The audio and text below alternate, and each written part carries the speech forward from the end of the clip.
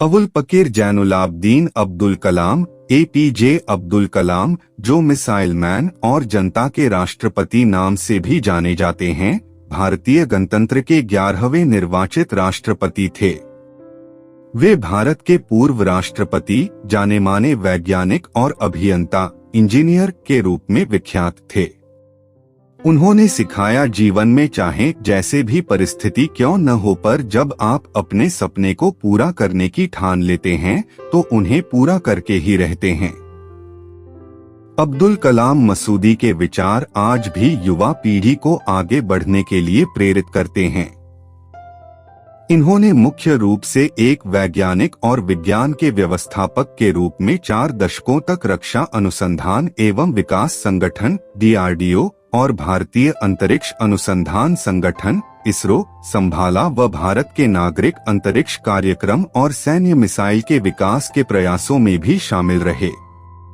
इन्हें ballistic missile और प्रक्षेपण यान प्रौद्योगिकी के विकास के कार्यों के लिए भारत में मिसाइल मैन के रूप में जाना जाता है।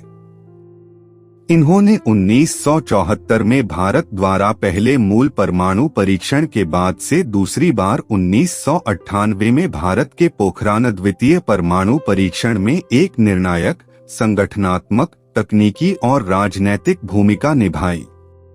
कलाम सत्तारूढ़ भारतीय जनता पार्टी व विपक्षी भारतीय राष्ट्रीय कांग्रेस दोनों के समर्थन के साथ 2002 में भारत के राष्ट्रपति चुने गए। 5 वर्ष की अवधि की सेवा के बाद वह शिक्षा, लेखन और सार्वजनिक सेवा के अपने नागरिक जीवन में लौट आए। इन्होंने भारत रत्न, भारत के सर्वोच्च नागरिक सम्मान सहित कई प्रतिष्ठित पुरस्कार प्राप्त किए।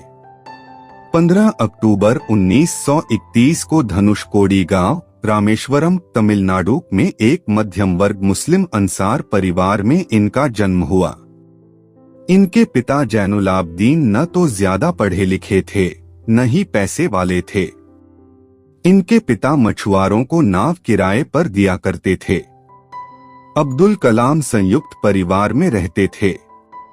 परिवार की सदस्य संख्या का अनुमान इस बात से लगाया जा सकता है कि यह स्वयं 5 भाई एवं 5 बहन थे और घर में 3 परिवार रहा करते थे।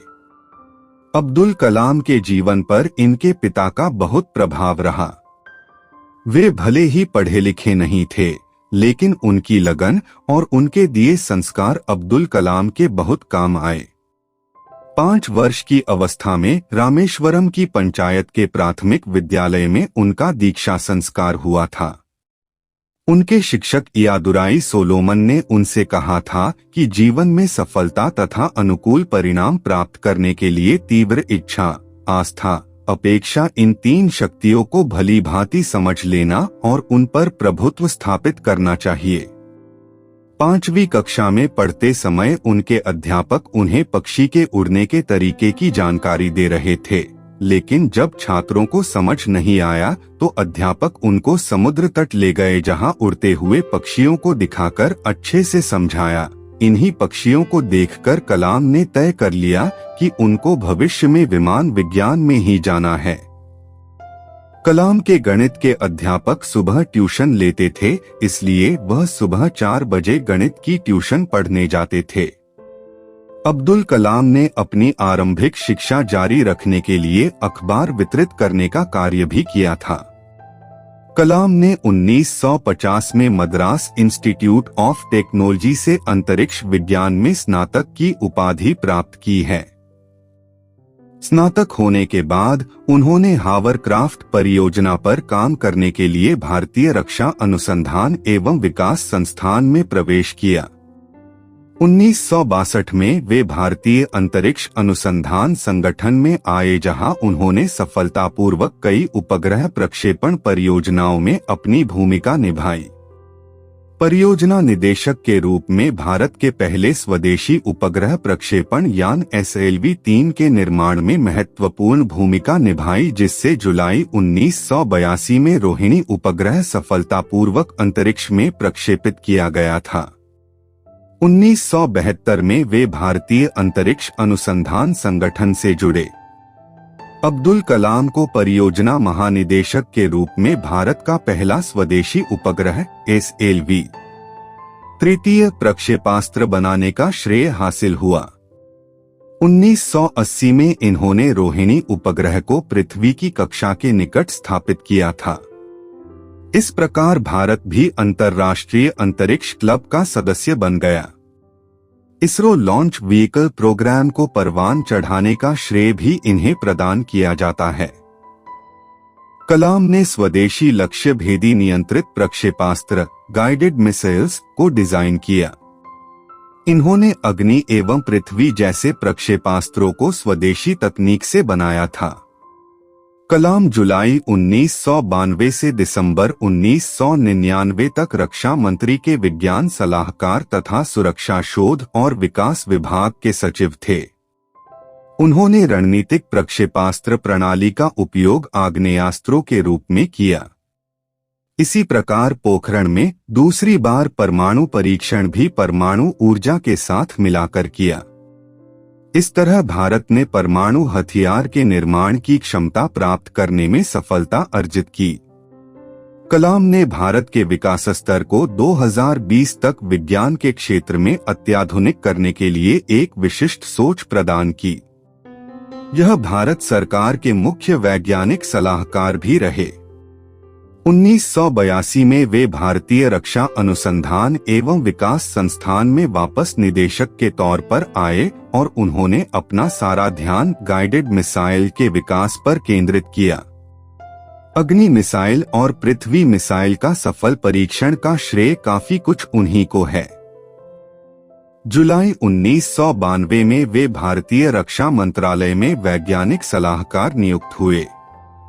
उनकी देखरेख में भारत ने 1998 में पोखरण में अपना दूसरा सफल परमाणु परीक्षण किया और परमाणु शक्ति से संपन्न राष्ट्रों की सूची में शामिल हुआ।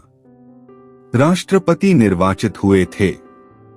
इन्हें भारतीय जनता पार्टी समर्थित NDA घटक दलों ने अपना उम्मीदवार बनाया था, जिसका वाम दलों के अलावा समस्त दलों ने समर्थन किया। 18 जुलाई 2002 को कलाम को 90% बहुमत द्वारा भारत का राष्ट्रपति चुना गया था और इन्हें 25 जुलाई 2002 को संसद भवन के अशोक कक्ष में राष्ट्रपति पद की शपथ दिलाई गई। इस संक्षिप्त समारोह में प्रधानमंत्री अटल बिहारी वाजपेयी, उनके मंत्रिमंडल के सदस्य तथा अधिकारीगण उपस्थित थे। इनका कार्यकाल 25 जुलाई 2007 को समाप्त हुआ। अब्दुल कलाम व्यक्तिगत जिंदगी में बेहद अनुशासन प्रिय थे। यह शाकाहारी थे। इन्होंने अपनी जीवनी विंग्स ऑफ फायर भारतीय युवाओं को मार्गदर्शन प्रदान करने वाले अंदाज में लिखी है। इनकी दूसरी पुस्तक guiding souls dialogues of the purpose of life आत्मिक विचारों को उद्घाटित करती है। इन्होंने तमिल भाषा में कविताएं भी लिखी हैं। यह भी ज्ञात हुआ है कि दक्षिणी कोरिया में इनकी पुस्तकों की काफी मांग है और वहां इन्हें बहुत अधिक पसंद किया जाता है। यूं तो अब्दुल कलाम राजनीतिक क्षेत्र के व्यक्ति नहीं थे, लेकिन राष्ट्रवादी सोच और राष्ट्रपति बनने के बाद भारत की कल्याण संबंधी नीतियों के कारण इन्हें कुछ हद तक राजनीतिक दृष्टि से संपन्न माना जा सकता है। इन्होंने अपनी पुस्तक इंडिया 2020 में अपना दृष्टिकोण स्पष्ट किया है। यह भारत को अंतरिक्ष विज्ञान के क्षेत्र में दुनिया का सिरमौर राष्ट्र बनते देखना चाहते थे और इसके लिए इनके पास एक कार्य योजना भी थी। परमाणु हथियारों के क्षेत्र में यह भारत को सुपर पावर बनाने की बात सोचते रहे थे। वह विज्ञान के अन्य क्षेत्रों में भी तकनीकी विकास चाहते थे। कलाम का कहना था कि सॉफ्टवेयर का क्षेत्र सभी वर्जनाओं से मुक्त होना चाहिए ताकि अधिकाधिक लोग इसकी उपयोगिता से लाभान्वित हो सकें। ऐसे में सूचना तकनीक का तीव्र गति से विकास हो सकेगा। वैसे इनके विचार शांति और हथियारों को लेकर विवादास्पद हैं। कार्यालय छोड़ने के बाद कलाम भारतीय प्रबंधन संस्थान शिलोंग, भारतीय प्रबंधन संस्थान अहमदाबाद, भारतीय प्रबंधन संस्थान इंदौर व भारतीय विज्ञान संस्थान बेंगलोर के मानद फेलो व एक विजिटिंग प्रोफेसर बन गए। भारतीय अंतरिक्ष विज्ञान एवं प्रौद्योगिकी संस्थान तिरुवनंतपुरम के कुलाधिपति, अन्ना विश्वविद्यालय में एरोस्पेस इंजीनियरिंग के प्रोफेसर और भारत भर में कई अन्य शैक्षणिक और अनुसंधान संस्थानों में सहायक बन गए। उन्होंने बनारस हिंदू विश्वविद्यालय और अन्ना विश्वविद्यालय में सूचना प्रौद्योगिकी और अंतर्राष्ट्रीय सूचना प्रौद्योगिकी संस्थान हैदराबाद में सूचना प्रौद्योगिकी के क्षेत्र में पढ़ाया। मई 2012 में कलाम ने भारत के युवाओं के लिए एक कार्यक्रम भ्रष्टाचार को हराने के एक केंद्रीय विषय के साथ मैं आंदोलन को क्या दे सकता हूं का शुभारंभ किया। उन्होंने यहां तमिल कविता लिखने और वेन्नई नामक दक्षिण भारतीय स्ट्रिंग वाद्य यंत्र को बजाने का भी आनंद लिया। कलाम कर्नाटक भक्ति संगीत हर दिन सुनते थे और हिंदू संस्कृति में विश्वास करते थे। इन्हें 2003 व 2006 में MTV youth icon of the year के लिए नामांकित किया गया था। 2011 में आई हिंदी फिल्म आई एम कलाम में एक गरीब लेकिन उज्जवल बच्चे पर कलाम के सकारात्मक प्रभाव को चित्रित किया गया। उनके सम्मान में वह बच्चा छोटू, जो एक राजस्थानी लड़का है, खुद का नाम बदलकर कलाम रख लेता है। 2011 में कलाम की कुडनकुलम परमाणु संयंत्र पर अपने रुख से नागरिक समूहों द्वारा आलोचना की गई। इन्होंने ऊर्जा संयंत्र की स्थापना का समर्थन किया। इन पर स्थानीय लोगों के साथ बात नहीं करने का आरोप लगाया गया। इन्हें एक समर्थ परमाणु वैज्ञानिक होने के लिए जाना जाता है, पर संयंत्र की सुरक्षा सुविधाओं के बारे में इनके द्वारा उपलब्ध कराए गए आश्वासनों से नाखुश प्रदर्शनकारी इनके प्रति शत्रुतापूर्ण थे।